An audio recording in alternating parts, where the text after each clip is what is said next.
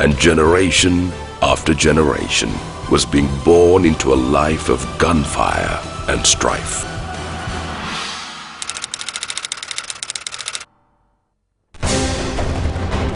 While the advance of the Sri Lankan army was steady and relentless, the LTTE resorted to ingenious defenses. They cleared vast jungle stretches to create fields of fire, constructing 3-meter-high ditch-compound fortifications where the whole frontage was laced with booby traps, anti-personnel and anti-tank mines. The largest of the LTTE's ditch-compound constructions were a 22-kilometer stretch from Nachikura to Akkarayankulam and a 12-kilometer long ditch compound ring defending Kilinochchi. In January 2008, the Vanni operation entered a decisive stage.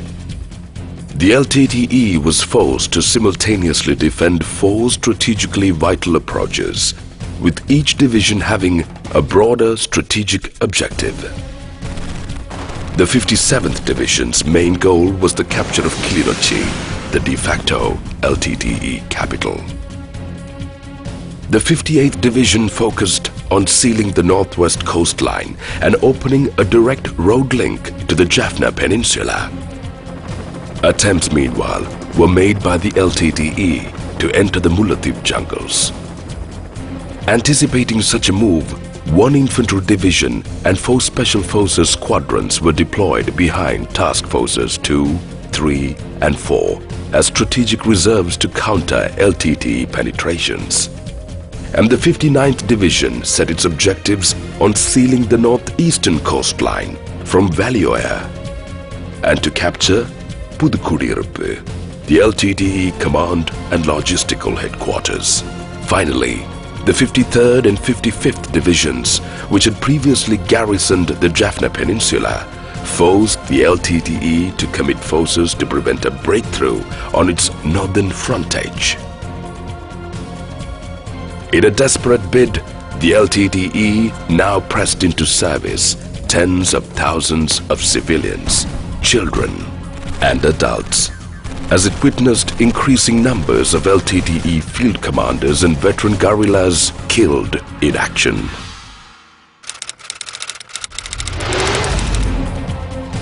The final confrontation became the opportunity for one of the world's largest hostage crisis and humanitarian effort.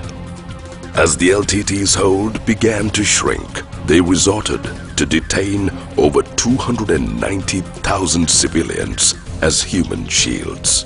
Throughout the confrontation, the army was clear in its strategy to minimize the loss of human life, secure the release of the hostages, and capture the LTTE's top-rung leadership.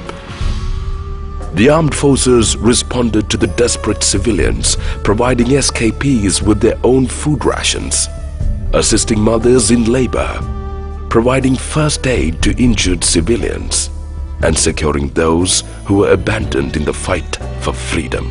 The IDPs, as they came to be known, were the worst victims of the war. Used as human shields by the LTTE, they were a major concern to the forces. Considering the high civilian population mingling with the LTTE, the army limited its firepower and avoided the use of heavy weaponry to prevent civilian casualties. On the instructions of President Mahinda Rajapaksa, the military initiated action to accelerate the release of the IDPs caught up in the confrontation, minimizing human loss. Medicines, food, and essential items made their way to the civilians, who opted for help from the government forces. The climax of the siege came when the LTTE leadership made a furtive bid to escape, and as their escort guards engaged the army, a firefight ensued that brought the 3-decade-old war to a close.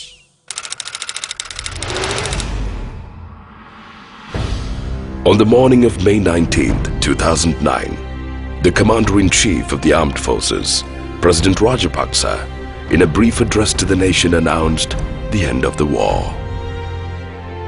A gripping saga in the history of the nation had finally come to an end, and the teardrop in the Indian Ocean could now shed tears of joy.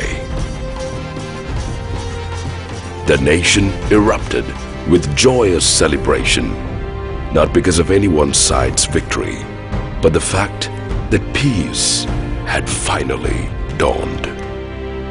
On the 19th of May 2009, as the guns fell silent, the responsibility on the government tripled.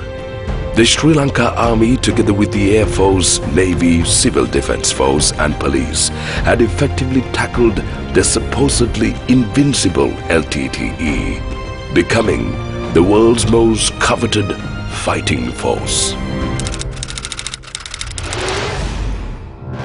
In the midst of the euphoria, the IDPs were not forgotten. Aid was flown in from the south, and medical help and essential items were provided solely by the government. Addressing the issue of IDPs, rehabilitating the captured and the surrendered LTD cadres, providing shelter, education and livelihood for the IDPs were the impending challenges. The government, however, faced them with courage. 295,873 were internally displaced as the war escalated, and they were temporarily harbored in 15 IDP centers island-wide, and as at today, 228,264 persons have returned to their former places of dwelling. 5,903 have been rehabilitated by 31st May 2011. And many of them have been exposed to vocational training and English language, and they've been incorporated into civil society. As mine clearing is still underway with the support of the UN, houses have been constructed and schools have recommenced their academic programs. Since the conclusion of the war, not even a single violent incident had been reported from across the country. Ever since then, the entire country has been free of violence, and a peaceful environment has prevailed.